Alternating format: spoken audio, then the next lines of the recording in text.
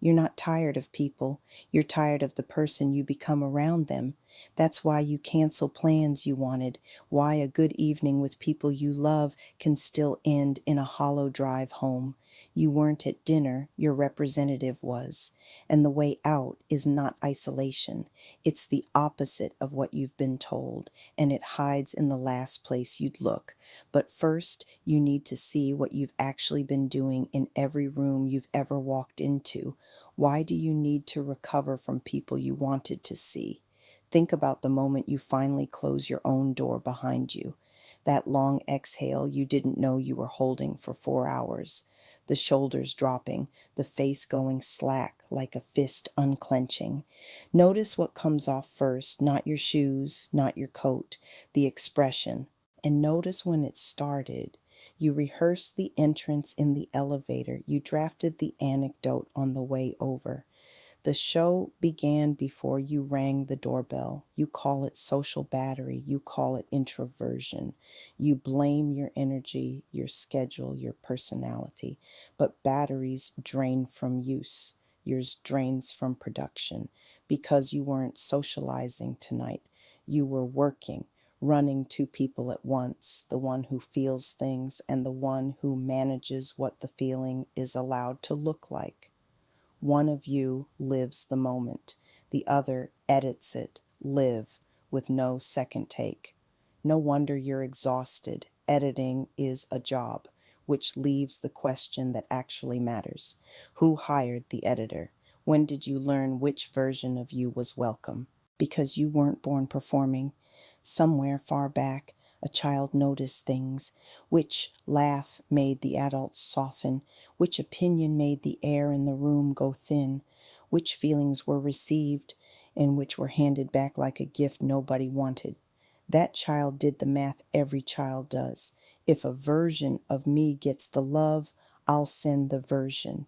And they got so good at reading the room that they stopped reading themselves. I made a whole video about what being needed by everyone does to you, how usefulness becomes a quiet way to disappear. But here's the part I left out. Before anyone needed you, you were already auditioning. Being needed was simply the first role that got applause. So no, you weren't taught to connect. You were taught to audition. And an audition that never ends isn't a relationship. It's a career. By the way, I'm Kate. I'm not a psychologist. I'm someone who got very good at being someone else. Back to the thread. Then why does being liked sometimes feel lonelier than being alone? You know this one. Someone compliments you and it lands an inch to the left of where you actually live. They praise the calm one, the funny one, the strong one. And a quiet voice inside says, they're talking about him, not me. The applause goes to the actor. The exhaustion goes to you. Loved at 1 degree of remove. Close enough to watch it, never close enough to feel it. You're not lonely because people don't love you. You're lonely because they love the performance, and you're the only one who knows the difference. You're not tired of people. You're tired of the person you become around them. Hear it again, slower, now that you know what it costs. The editing, the audition, the love that arrives addressed to someone else. That's what you carry into every room, and that's what you set down alone in the car in the dark. So what's the way out? Everything you've been told points the same direction. Away, cancel more, need less, protect your energy, build the walls higher and call them boundaries. But isolation doesn't retire the performer, it only cancels the shows. The actor stays inside, pacing, rehearsing for rooms that aren't there. You can be completely alone and still performing. The way out isn't fewer people. It's one person in front of whom you let the performance fail. On purpose, in small doses, you answer, "How are you?" with the true sentence instead of the smooth one.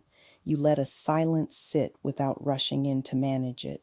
You let someone meet the tired version, the unedited cut, and you stand there, heart hammering like you've dropped something expensive, and you watch what happens.